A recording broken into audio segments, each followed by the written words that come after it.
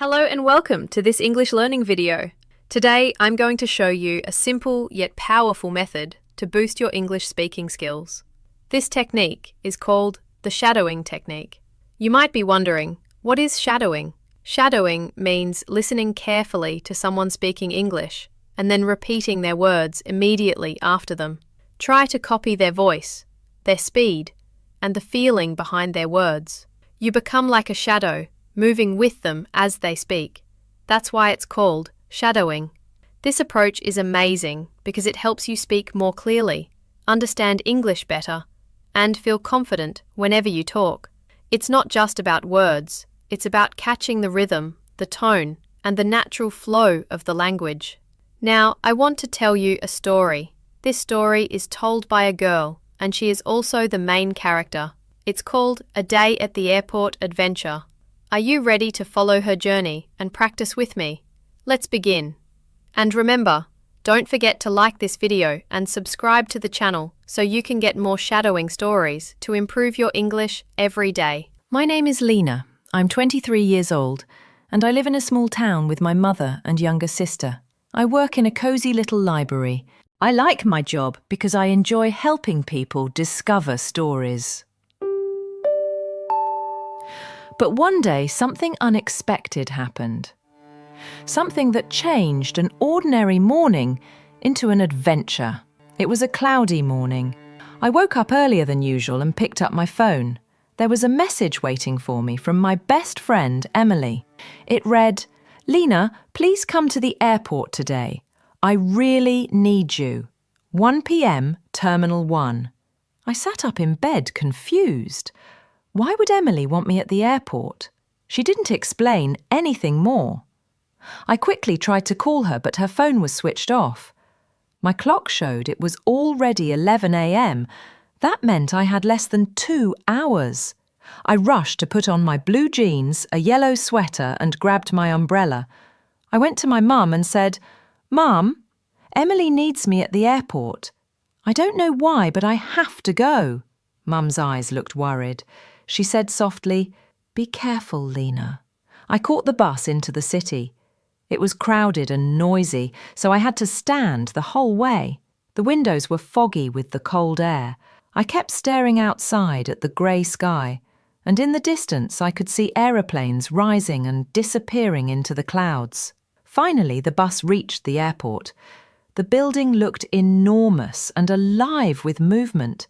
People rushed in every direction, dragging suitcases, speaking in different languages, and checking their tickets. I walked quickly toward Terminal 1. It took almost 15 minutes to get there, but when I arrived, Emily wasn't there. I waited 5 minutes, 10 minutes, 15 minutes. Still, there was no sign of her. My stomach began to feel tight with worry. I looked around, scanning the crowd. That's when I noticed a young woman sitting alone near a window. She had a backpack at her feet, and her head was down. Her shoulders shook as though she had been crying. I hesitated but walked closer. "Are you okay?" I asked softly. She looked up. Her eyes were red. She whispered, "I missed my flight. I don't know what to do now." I sat down beside her. "My name is Lina. Can I help you?" She gave me a weak smile. "I'm Sarah," she said. "I came here to visit my grandmother, but I was late. The plane already left." I reached into my bag and handed her a small bottle of water. She thanked me and sipped quietly. We talked for a few minutes, and slowly her voice became calmer. Just then my phone buzzed loudly. I answered quickly. It was Emily. "Lina, where are you?" she asked, her voice shaky. "I'm at Terminal 1, waiting for you." "Oh no!" Emily cried. "I meant Terminal 4. Please come fast. I'm scared." I apologised to Sarah, gave her a small wave, and ran toward Terminal 4. My legs felt heavy, and my heart was beating quickly. When I reached, I saw Emily sitting on the floor near the entrance. She looked pale, and her eyes were wet with tears. "Emily!" I shouted. She lifted her head and jumped up to hug me tightly. "Lina, I didn't know who else to call." I was so scared. "What happened?" I asked, pulling back to look at her face. Her words made me freeze. "I think someone is following me," What? Who? I whispered, my throat dry. She shook her head. I don't know. On the way here, I noticed a man staring at me on the bus. When I got down, he got down too. I ran into the airport, but I feel like he's still watching me. I glanced around nervously. The terminal was crowded with travellers. Announcements echoed over the speakers. But Emily's fear made me believe her. Maybe it's nothing, I said, trying to calm her. Maybe you're just nervous. But Emily shook her head firmly. No, I saw him again. At the coffee shop. He was standing near the counter, pretending to look at his phone. Lina, it's him. Her hand gripped my sleeve tightly as she slowly pointed. That's him. I turned my head. A man wearing a grey hoodie and black cap stood by the exit. His phone was in his hand, but his eyes, dark and sharp, kept lifting toward us. My hands turned cold. I whispered, Stay here. I'll go talk to him. But before I could take even one step, the man glanced at us, slipped his phone into his pocket, and disappeared into the crowd. We froze. Neither of us moved. Emily whispered, Do you believe me now? I nodded slowly. We sat in silence for a few minutes. Then I said, Let's go to the airport police. It's safer. Together we walked to the help desk and explained everything. The officers listened carefully and said, Don't worry, we'll check the cameras. That gave us a little relief. Emily wiped her tears, managing a small smile. I'm so lucky you came, she whispered. I tried to lighten the moment. Next time, send me the right terminal number, okay? She laughed weakly, and for a moment the tension lifted. But deep inside, I still felt uneasy. Why was that man following her? Was it just a strange mistake? Or was there something more dangerous happening?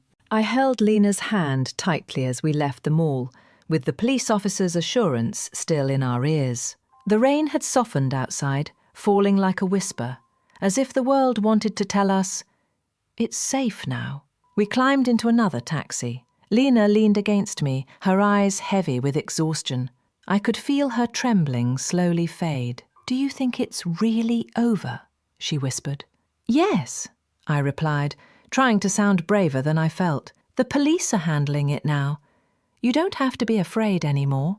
She sighed, closed her eyes, and soon fell asleep on my shoulder. Watching her rest reminded me of how fragile we can feel when danger touches our lives, and yet how strong we become when we stand together. When we finally arrived home, Mum opened the door quickly, her face full of worry. Where have you two been? I saw the news about the airport. I was so scared. I hugged her tightly. It's okay, Mum. We're fine now. But a lot happened today. We sat down together and I told her everything, from Emily's message to the airport confusion to the strange man, the chase and the police. By the end, Mum's eyes were wet, but her voice was steady. You are both so brave, she said, pulling us into her arms. My strong, strong girls. That night I couldn't sleep. The rain outside tapped against my window like a steady drum. My mind replayed every detail. The message at 10 a.m, Sarah at the airport window, the man in the black cap, the mall, the police. So much had happened in one single day. But deep down, I also felt something else. Pride. I had stayed calm. I had helped a stranger. I had protected my best friend. And even though fear tried to control me, courage was louder. A week later, life felt normal again. I was back at the library, arranging books on a shelf for a customer, when suddenly I heard someone call my name. Lina! I turned quickly. It was Sarah, the girl from the airport who had missed her flight. Her face lit up with joy when she saw me. You remembered my bookstore, I said with a smile. She nodded eagerly. I wanted to thank you again. You helped me when I felt lost. And guess what? I met my father later that night. Now I'm living in this town. I don't know many people here. Would you like to be friends? I laughed softly, touched by her honesty. Yes, of course. I'd love to be your friend. We went for coffee after my shift, and she told me about her life, her studies, and her dreams. She was kind, full of energy, and I felt happy knowing our paths had crossed for a reason. That day, I realised something powerful. Sometimes, scary moments bring us gifts we don't expect. From the airport chaos, I found courage. From the rain and fear, I found friendship. And through it all, I found my own strength. Life doesn't always make sense. People can be cruel. Fear can knock on your door without warning. But if you stay brave, if you help others, if you stay kind even when things feel dark, goodness always finds a way back to you. And now, every time I see a plane in the sky, I don't just think about fear or danger. I think about how that day at the airport gave me a new friend, a deeper bond with Emily, and a lesson I will carry forever. No matter what happens, courage and kindness can turn even the hardest day into something meaningful. Now it's your turn to practice. Watch this video again and pause after each sentence. Repeat with me using the shadowing technique. Copy the voice, catch the rhythm, and feel the emotion as you speak with confidence. This is how you build real English speaking power, step by step. Don't forget to like this video and subscribe to the channel so you never miss new shadowing stories. More practice videos are coming soon to help you sound natural in English every day. Thank you for learning with me today. See you next time.